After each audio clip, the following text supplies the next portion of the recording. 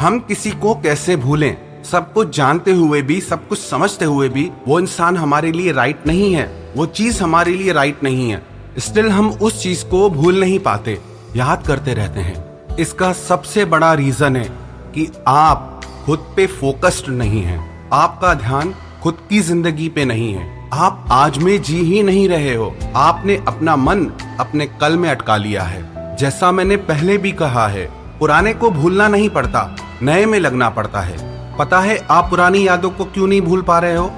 क्योंकि आप खुद पे कुछ काम ही नहीं कर रहे हो। अधिकतर वही लोग अपने बीते हुए कल में अटक जाते हैं जो अपने आज में कुछ नहीं कर रहे होते। दुनिया में बहुत ही कम लोग ऐसे हैं जो एक्चुअली में खुद पे मेहनत करते हैं। आप अपने आप से ये सवाल पूछना कि आप खुद के लिए क्या कर रहे हैं। आप अपने माइंड को कंट्रोल करने के लिए खुद पे कितना वर्क करते हैं। मैंने एक सिंपल सी चीज बताई है कि आप सिर्फ 15 मिनट मेडिटेशन मॉर्निंग में करो और 15 मिनट मेडिटेशन ध्यान रात को सोते समय करो। इससे आपको धीरे धीरे अपने इमोशंस पे कंट्रोल आने लगेगा, अपने माइंड पे कंट्रोल आने लगेगा। जो लोग डेली बेसिस पे मेडिटेशन करते हैं, ध्यान करते हैं, वो अंदर से भरने लगते हैं। उन्हें खुश होने के लिए बाहर के लोगों की इतनी जरूरत नहीं होती। आप तो अपने आप से खुश है ही नहीं, आप तो अपने आप से परेशान लगे पड़े हैं। आपको दुखी तो आपने किया है। आपको ये चीज समझ में नहीं आती कि प्रॉब्लम आप में है। सच्ची सच्ची बताना, क्या आपने जिंदगी में कभी मेहनत की खुद के इमोशंस को कंट्रोल करने के लिए, खुद के माइंड को कंट्रोल करने के लिए? सिर्फ 15 मिनट ध्यान सुबह और 15 मिनट रात को करना है, पर इतना सा भी लोगों से होता नहीं है। फिर कहते हैं हमारी प्रॉब्लम कैसे जाए। करते आप कुछ नहीं हो और हमेशा रिजल्ट की डिमांड करते हो। लोग घंटों समय बर्बाद करते हैं, घंटों फोन में लगे रहेंगे, घंटों चैट करते रहेंगे, घंटों फोन पे बातें करते रहेंगे, घूमने फिरने में समय नष्ट कर देंगे, सोने में समय नष्ट कर देंगे, पर सिर्फ 15 मिनट का ध्यान लोगों से नहीं होता है। जो इंसान डेली 15 मिनट ध्यान करता है और डेली अपने शरीर को फिट रखने के लिए वर्कआउट करता है, योगा करता है या जिम जाता है, उसके मन में काफी हद तक ठहराव आने लगता है। बाहर की चीजें, बाहर की बातें उसे इतना असर नहीं करती हैं। देखो एक चीज आप अंडरस्टैंड करो, जब आप किसी से प्यार करते हो ना, तब वो इंसान आपको दुनिया का सबसे अच्छा इंसान लगने लग जाता है, जैसे कि उससे अच्छा इंसान दुनिया में कोई है ही नहीं। और जैसे ही उसके साथ आपका रिश्ता टूट जाता है या उसके साथ आपकी बात नहीं बनती या वो आपके साथ कुछ गलत कर देता है, तब आपको क्या लगता है? तब आपको ये लगता है कि ये इंसान दुनिया का सबसे बुरा इंसान है, सबसे बेकार इंसान है। एक बात आपसे सच कहूं, आप पहले भी गलत थे, आप अभी भी गलत हो। जब आपने ये सोचा कि ये दुनिया का सबसे अच्छा इंसान है, तो भी आप गलत थे। और अभी जब आप ये सोच रहे हो कि ये दुनिया का सबसे बुरा इंसान है, तो भी आप गलत सोच रहे हो। क्योंकि इंसान का स्वभाव होता है, जब उसका किसी से अटैचमेंट हो जाता है, जुड़ाव हो जाता है, तो उसकी गलतियां हमें दिखाई ही नहीं देती। हमें उसका गलत लगता ही नहीं है। हमें उसमें सिर्फ अच्छा ही अच्छा दिखने लगता है। चाहे सारी दुनिया उसकी बुराई कर रही हो, पर हम कहते हैं कि नहीं, यही दुनिया का सबसे अच्छा इंसान है, क्योंकि ये मुझे अच्छा लगता है। और जैसे ही उस इंसान के साथ आपकी बात नहीं बनती, रिश्ता टूट जाता है या आपके साथ वो गलत करता है, फिर आपको उसमें कोई अच्छाई नहीं दिखती, आपको उसमें सब कुछ गलत ही दिखाई देता है। मैं ये नहीं कह रहा हूं कि लोगों ने आपके साथ गलत नहीं किया होगा, बिल्कुल किया होगा, पर कहीं ना कहीं उसके लिए आप भी रिस्पॉन्सिबल होते हैं। आप ही उनको अपने सर पे चढ़ा के बैठ जाते हैं, इतना ज्यादा खुद को उनके आगे सरेंडर कर देते हैं, तो वो लोग आपका एडवांटेज लेने लग जाते हैं। और पता है ऐसा क्यों होता है? क्योंकि आपको अपने इमोशंस पे जरा भी कंट्रोल नहीं है, क्योंकि आप उनको कंट्रोल करने के लिए कुछ करते ही नहीं। दुनिया में सिर्फ 4% लोग ऐसे हैं जो रेगुलर मेडिटेशन करते हैं। एक बात मैं आपको बिल्कुल सच बता देता हूं, चाहे आप कितने भी धनी इंसान बन जाएं, चाहे आप कितने भी सफल इंसान बन जाएं, चाहे आप किसी के साथ रिलेशनशिप में हो या ना हो, तो भी आप अंदर से नहीं भर सकते। आप अंदर से तब भरने लगेंगे जब आप अपने भीतर उतरेंगे। एक्चुअली में प्रॉब्लम कहां है? आप कभी साइलेंस में बैठना और देखना कि वो इंसान बाहर से तो आपकी जिंदगी से चला गया, बाहर से तो आपकी जिंदगी से चली गई, पर आपके अंदर में तूफान मचा हुआ है। आपको अंडरस्टैंड करना पड़ेगा, प्रॉब्लम बाहर नहीं है, प्रॉब्लम अंदर है। और अगर प्रॉब्लम अंदर है तो बाहर से कैसे ठीक होगी? आपको अपने भीतर गहरा उतरना पड़ेगा। आजकल के समय में लोगों का कॉन्शियस लेवल बहुत ही डाउन है। जो चेतना का स्तर है बहुत ही नीचा गिरा हुआ है। इसीलिए हर चीज आपको बहुत ज्यादा तकलीफ देती है। अपने कॉन्शियस लेवल को बढ़ाने के लिए आपको खुद से कनेक्ट होना पड़ेगा और जो जख्म आपके अंदर में लगे हुए हैं उन्हें आपको हील करना होगा। एक प्रयोग आप करके देखना, जब भी आपको किसी इंसान की याद आए या पुरानी बातों की याद आए तो खुद से ये सवाल पूछना, आपको वो बातें याद क्यों आ रही है जो आपको तकलीफ देती हैं? तो आपको अंदर से यही आवाज आएगी कि आपका उस इंसान से बहुत लगाव है, बहुत अटैचमेंट है। अब वो अटैचमेंट क्यों है? क्योंकि उस इंसान से आपको प्यार है। और अगर आपको उस इंसान से प्यार है तो ये प्यार आपको तकलीफ क्यों दे रहा है? क्योंकि आप खुद से प्यार तो कर ही नहीं रहे, क्योंकि आप अंदर से खाली हैं। आपको कोई और चाहिए प्यार को महसूस करने के लिए। आपको किसी और की जरूरत है आपको भरने के लिए, आपको कंप्लीट करने के लिए। आपको कोई कंप्लीट नहीं कर सकता, आपको कंप्लीट सिर्फ आप कर सकते हैं। आप अगर अधूरे हैं तो ये दिमाग से बात निकाल देना कि किसी और के आने से आप कंप्लीट हो जाएंगे। थोड़ी देर को हो सकता है कि आपको अच्छा लगे, पर आज नहीं तो कल वापस आपको आपका वो खालीपन महसूस होने लगेगा। आपको क्या लगता है आपके रिलेशनशिप ने वर्कआउट नहीं किया इसीलिए आप परेशान हैं? एक आपने वो जोक नहीं सुना, एक पागल खाने में दो पागल थे, तो उस पागल खाने का जो मैनेजर था तो उसका दोस्त उससे मिलने एक दिन पागल खाने में आया। तो वहां के मैनेजर ने अपने दोस्त को सारा पागल खाना घुमाया।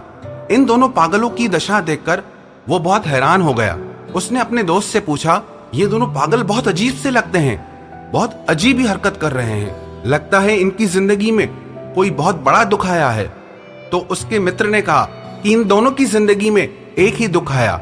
वो व्यक्ति हैरान हो गया, दोनों की जिंदगी में एक ही दुख, ये भला कैसे संभव है, ये कैसे हो सकता है? तो उसके मित्र ने बताया, ये जो पहला पागल है ना, ये जिसे बहुत प्यार करता था, जिसे इसने अपना सब कुछ मान लिया था, वो इसे नहीं मिली, उसने इसको छोड़ दिया और उसकी वजह से ये पागल हो गया। तो उसके मित्र ने पूछा, तो ये दूसरा कैसे पागल हुआ?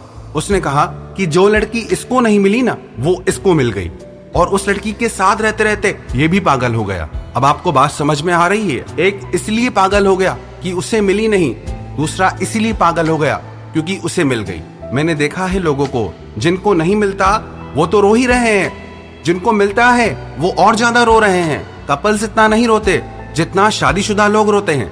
आप ये अपने दिमाग से माया जाल निकाल दो कि वो इंसान आपको मिल जाता तो सब ठीक हो जाता। ऐसी फैंटेसी अपने दिमाग से निकाल दो। इंसान का स्वभाव बहुत अजीब है, कोई चीज नहीं मिलती तो भी रोता है, मिल जाती है तो भी रोता है। एक मैं आपको सच्ची बात बताता हूँ।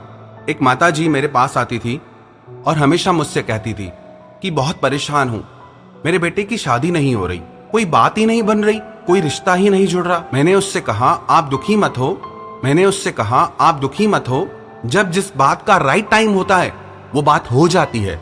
पर वो मानी ही नहीं, हमेशा दुखी रहती थी।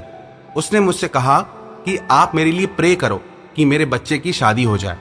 मैंने कहा ठीक है, मैं आपके लिए प्रे करूंगा। मैंने उनके लिए प्रे किया कि इनके मन का दुख दूर हो, इनके मन को शांति मिले। कुछ दिनों बाद ऐसा हुआ कि उनके बेटे का रिश्ता हो गया, शादी हो गई, सब कुछ अच्छे से हो गया। थोड़े समय बाद वो माताजी फिर रोते हुए मेरे पास आई। मैंने पूछा अब क्या हुआ, अब क्यों रोते हो? अब तो आपकी विश पूरी हो गई। बोली मैं आपको क्या बताऊं। मैंने पूछा क्या हुआ, बताओ तो सही। वो बोली इससे अच्छा तो मैं पहले ही खुश थी, ऐसी बहू मिली है, सारे घर का सत्यानाश कर दिया है। जब से वो आई है घर में, पूरे परिवार में कलह कलेश आ गया है, रोज झगड़े होते हैं, हम रोज रोते हैं। पहले कम से कम घर में शांति तो थी, हम खुश तो थे। इसके आने के बाद सब कुछ तबाह हो गया है। आप प्लीज मेरे लिए प्रे करो कि अब मेरे बेटे का तलाक हो जाए। आपने इस बात का कुछ मतलब समझा?